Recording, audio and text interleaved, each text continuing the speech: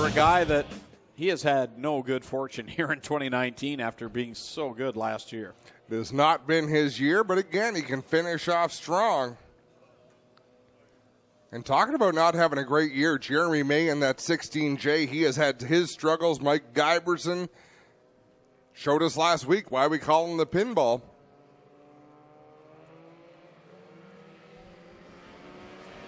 Race is underway. May, Giberson, and Tolton will go 3 wide into corner 1. Tolton around the outside looking for the lead. Side by side, the 3 wide behind him.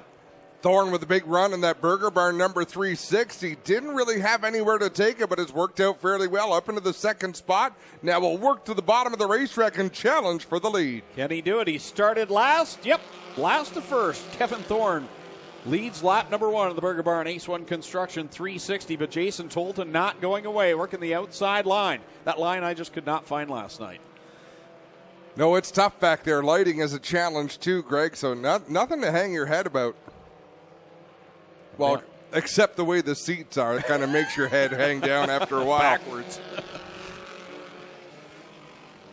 Kevin Thorne out in front. Tim Jamieson and Jason Tolton stacked up behind him. Rob Twitchett has worked his way up into the 4th spot, and Rob's really turned it up here in the later part of the season. Yeah, he's one who's due for a good run as Thorne gets way out of shape in turn number 4 at the halfway point. 3 laps in, 3 laps to go with his mini stock heat race number 1. It's Thorne, Jamieson, Tolton, and Twitchett. Then a good gap back to Jeremy May in the 16J. Dave Goodacre. Mike Giberson out there as well. How about Jamieson and Longboat?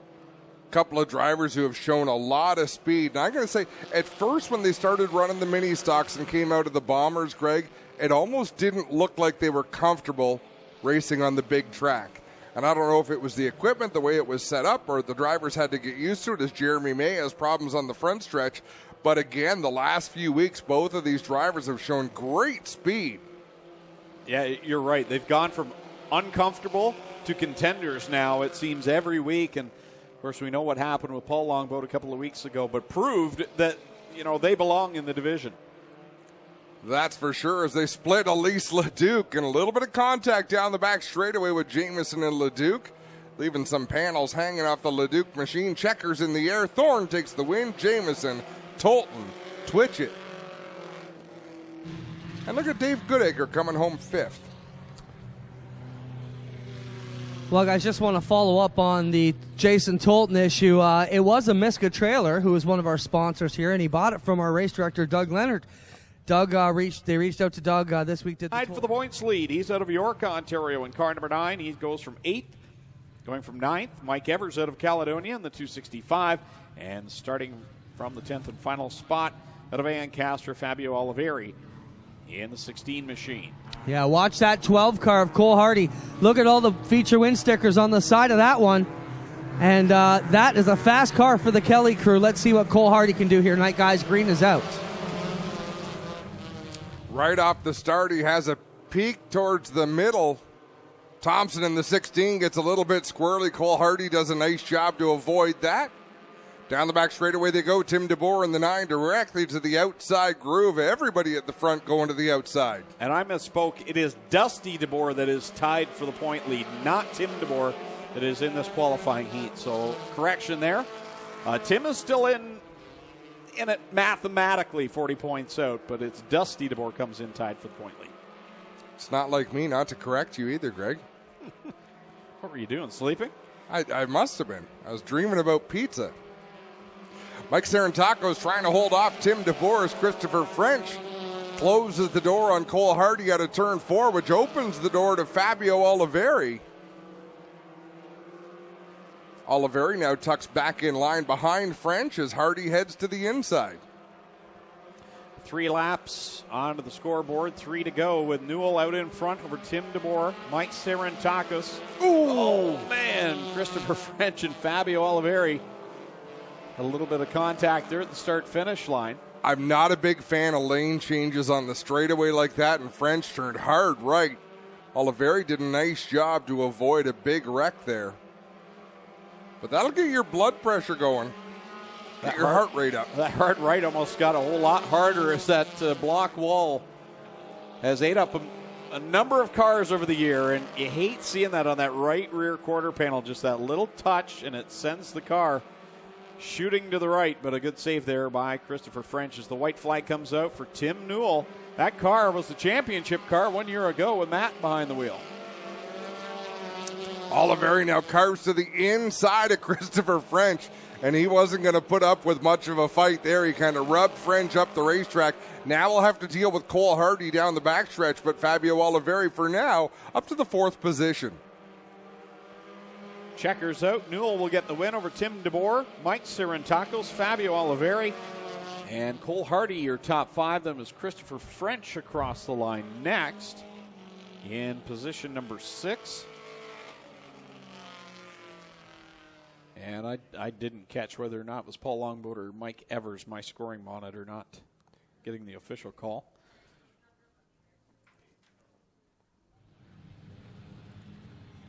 Kyle Wirt in this one, tied for the championship coming into tonight. The 19 car starts on 3rd. Big props for him. Did you guys talk about that tonight? Not sure if I missed that. No, his problems last week? No, he broke down on the way here and was late to the driver's meeting. Someone had to go pick him up. I believe Logan Schwedick went and rescued him. The 19 car nearly didn't make it to the track tonight.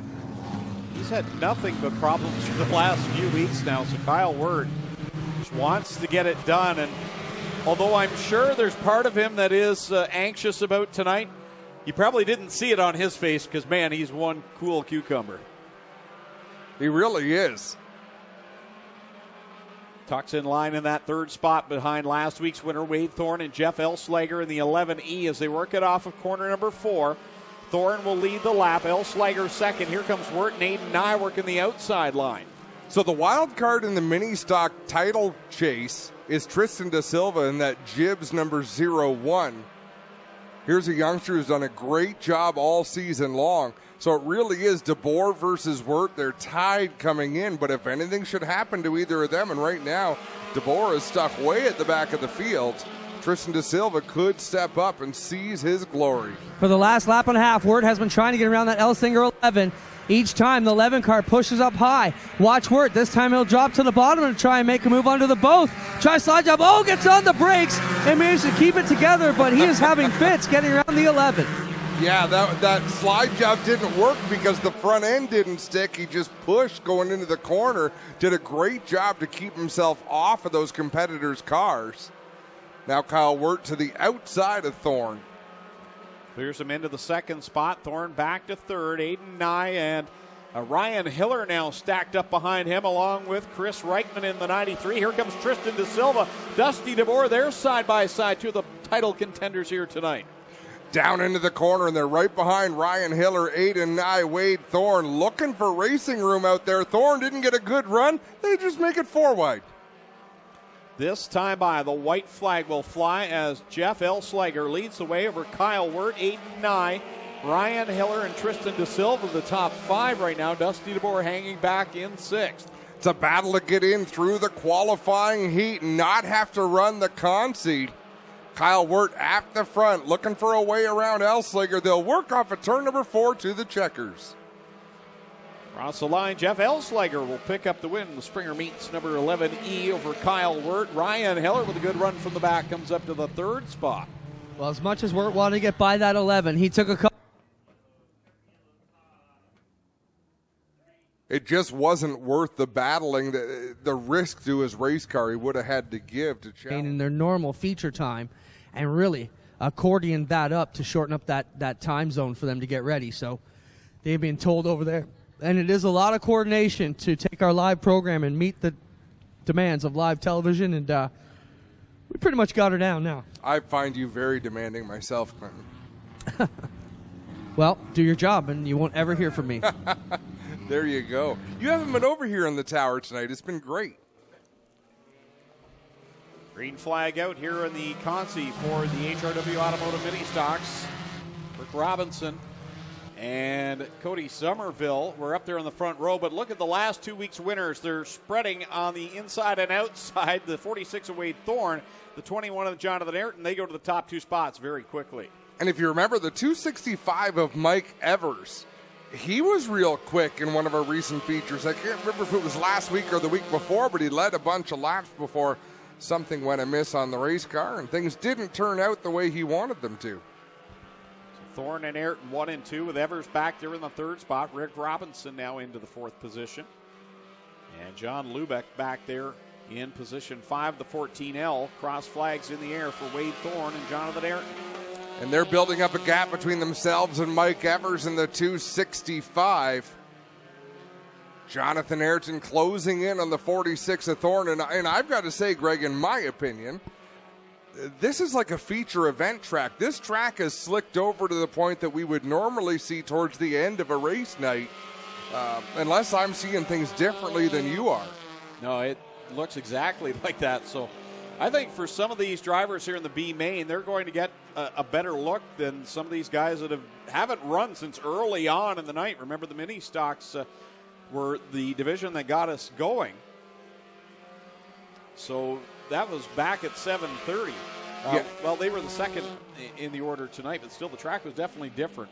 These B main drivers and in Wade Thorne and Jonathan Ayrton, obviously two drivers that can get it done. So they got some valuable track time there. They did so, and we can see the push vehicles up off the back straightaway up in turn number 3. And the 5 of Rick Robinson, the 517, the 05 Dave Goodacre, the 04 of Elise Leduc in the 11. The pinball, Mike Giberson of the Strickland GMC Pace Truck pulls off on the backstretch. Jason Tolton had a rough week to get here, but he is here, and he starts from the pole alongside Tim Jamieson. Kyle McKenzie will bring us to life with the double greens.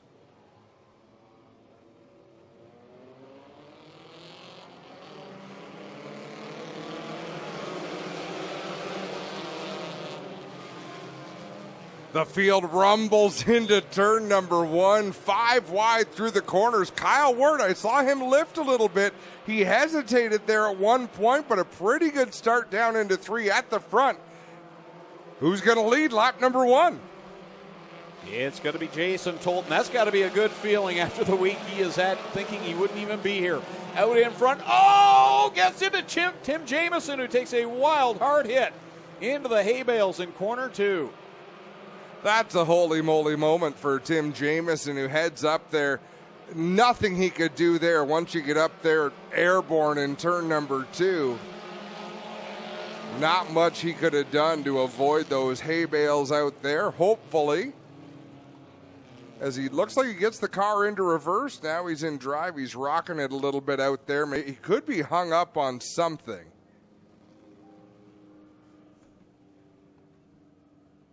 Gets the car back around. Oh, that's a mess on the front end of the 177 for Tim Jamieson. The left front got a ton of camber going, and it's flat. Yeah, that's a problem. Taylor Equipment number 16 of Fabio Oliveri. The Timson Auto number 9 of Tim DeBoer on the outside of row number 2.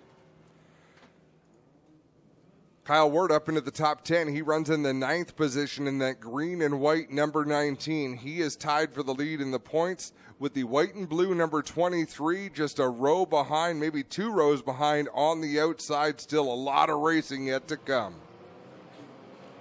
Green is out. Here comes Fabio Oliveri on that restart. Duck down low, trying to work to the inside of the Murder Barn 360 of Kevin Thorne. Tolton out in front, Oliveri into second. Here comes Tim DeBoer now to the inside of Kevin Thorne off of corner 2. Dusty DeBoer didn't get a great restart. In fact, there's Tristan De Silva in the 0-1, comes into this race third in points. Wow, Tim DeBoer piled it down into turn number 3. Without making contact, kind of rubbed Kevin Thorne out of the picture there as Fabio Oliveri into second. Who's working his way to the top 5. Kyle Wirt right there in 6. Oh, he got into Ryan Hiller, gets the car sideways, gathers it back up, but he lets Wade Thorne get by.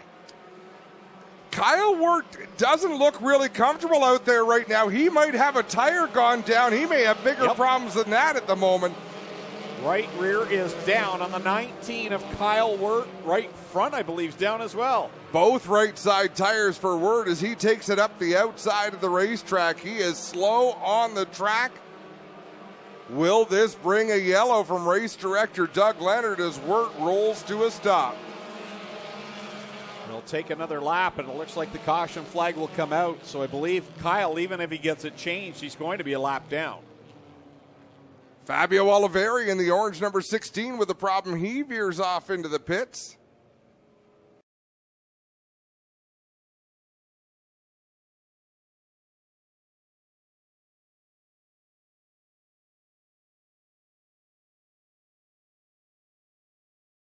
Lap, but the problem here for Wirt is time is ticking away, and they are going. Now, just to mention, he can come out as long as they have not completed the first lap. Even if he comes out at the tail end of it, he'll still be considered on that lead lap, guys. So he's got about one lap to get it together here before they complete that first lap under green. Well, we're not convinced he didn't already lose a lap on the racetrack if they counted the lap that he did not complete with a flat tire. So there is a lot to pay attention to here as we are back under green. And now Kevin Thorne doesn't come up to speed in the Burger Bar number 360 as he rockets through the middle of the pack. Now he seems to have it going again. And how about Tristan De Silva? He's still in the thick of this. Look at Kyle Wirt. He's back out on track. And you know what? I almost think he should have waited and joined the tail. Well, no, because he had to get ahead of the leaders or he would have been a lap down. I thought Clint just said he had the entire lap to join and be on the back. He had that much time. He had another half a straightaway to get back on the racetrack, or it would have been a lap down situation for him. So Kyle Wirt needs a yellow in this race to rejoin the tail of the field. Dusty DeBoer runs in the 6th spot right now in that 23. So right now, for Tristan De Silva and Dusty DeBoer, that white and orange 0-1, that's Tristan De Silva. He's 3rd place in points. And the point leader unofficially right now is Dusty DeBoer in the blue and white 23. Well, he's right behind the 0-1. Essentially, if they're not within the top 3, those two, Tristan De Silva needs to be 10 spots ahead of Dusty DeBoer to have a shot at this title. Oh, for sure. And they are halfway through 8 laps in, 7 laps to go in this mini stock feature event. We've seen them go without cautions before, Greg, but it's pretty rare. We normally get 2 or 3 yellows in these races.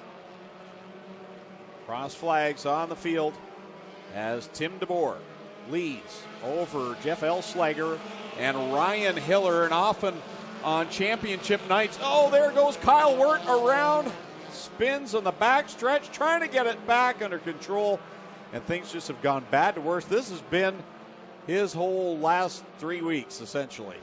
It's been a time to forget for Kyle Wirt as he sits backwards on the racetrack. Doug Leonard, the race director, carefully looking over things. We are still under green at the moment. And now the yellow comes out. Just a precarious spot for Kyle Wirt to be parked in.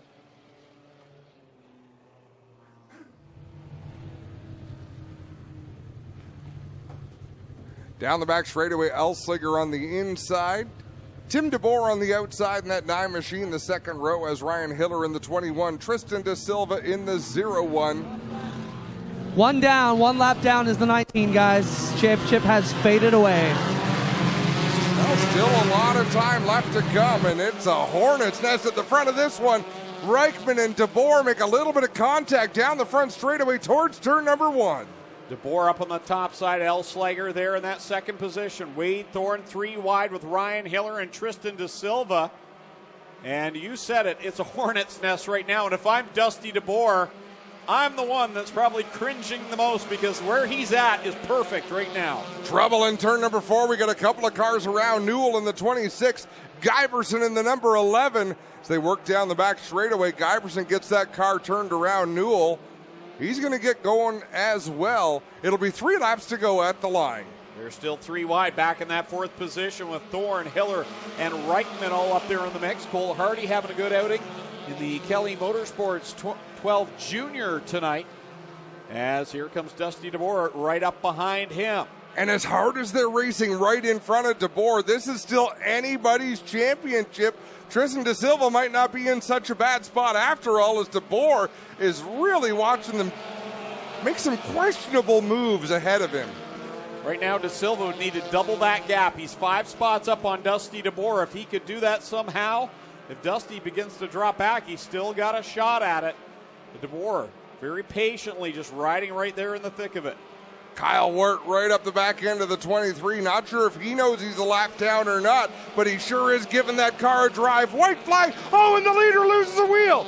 The leader has lost a wheel in turn 2. Here goes Tristan De Silva. looking for his first career win. The green flag is out. Now they're crashing in the backstretch. Oh, that could have been horrible. Checkered flag in the air. Tristan Da Silva out of turn number 4. He'll take the win. Elslinger second. Hardy in third. Was DeBoer in that? No, DeBoer's out there. I'm sorry. DeBoer finishes 7th unofficially. Oh, 5th on the stripe. Geez, I'm all sorts of wrong. And there were times here when the Ministocks would go on the track and people would go to the bathroom or go get a hot dog. There is not that moment anymore. These drivers race so hard, have so much fun. Clinton Jeffries in Mr. Transmission victory lane, and there's a proud father, Mark Da Silva, coming down to pound that roof of that car. He worked so hard to take his boys racing. Tristan, he's on the car celebrating his first win. We'll send it down to Mr. Transmission victory lane and Clinton Jeffries. Thanks a lot, guys. Well, Tristan, you did what you had to do to contend for the championship. You got the win here tonight. I don't think it was by enough points. You needed a few more on Dusty, but in the end, solid run, and what a way to win your first race here. Oh, man, that was a joyride of a lifetime. I got really scared when I got beside Tim Newell there, but he slowed up me as much as he did the Elslinger there, and I was able to stick it underneath him and just go with it. I see your dad coming in, an emotional win, family as well. And Mark from Jibs, one of your longtime supporters. Great that they could all be here with you tonight. Oh, yeah, I got to thank everyone, like my dad every week working on the cars, mom letting me do this, brother and Blaine always supporting me, Mark Zubo always supporting me every week with Jibs, Leggett's up in Burlington, Let's Landscape, and Mark Butler as well. Congrats, there you have it. Tristan Da Silva picks up his first career feature win, guys. We'll get ready with second and third.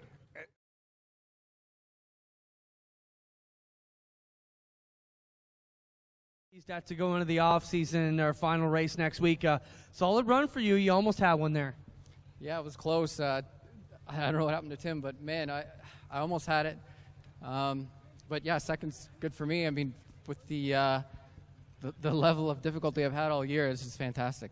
Solid run, Jeff. We'll talk over here to Cole Hardy. Now, Cole, you decided to make Oshweekend your home after watching our banquet live stream last year and said, I want to be a part of the Oshweekend family. It's been great to have you here. You haven't had the luck you wanted to, but a solid finish here in this Kelly-owned machine. You know what? I've been coming here and watching, and last year we did the Art Hill, and that was great, so we decided to make it our home, and we battled all year. We had the nosedive incident on the first night.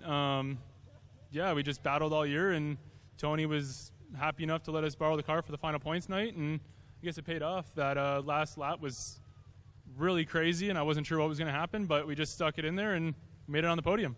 Good job, Cody. How about it? Your top three tonight, Tristan Da Silva, Jeff Eslinger, and Cole Hardy. Get it done. You get a first-time winner at the racetrack, Greg. It just, man, oh, man. We've seen so many great moments this year in Victory Lane, people earning those victories. Then you've got someone like Dave Bailey when he heard HRW Automotive Ministock champion this year, Dusty DeBoer. Dusty, congrats, man. You've had a great season. You got to be real pleased to be in this one at the end. Solid drive.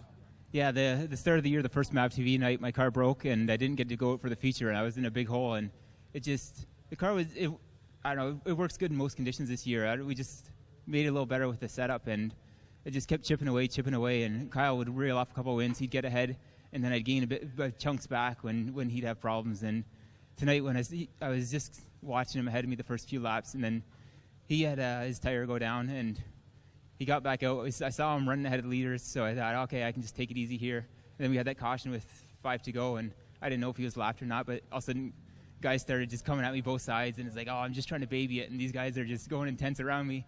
And then Tim had a problem at the end, and that was disappointing. But then going around him, all of a sudden Kyle's passed me on the inside. I don't know if it was for position or not, but that psyched me out real bad. And it was I had enough run to beat him to the line anyways. But congratulations to Tristan on winning. He's been so close for a few times now, so that's good for him. And if Kyle was lapped, then he'll be second in points, so that's good for him. This is awesome. I didn't think I'd be here, but yeah. This is, I don't know, it doesn't get better than this. There you have it. Dusty DeBoer, ladies and gentlemen, your 2019 HRW Automotive Champion. Unpredictable. It'll still remain as popular as it needs to be, healthy, accessible, and that's what we see week in and week out. Who could possibly predict the things that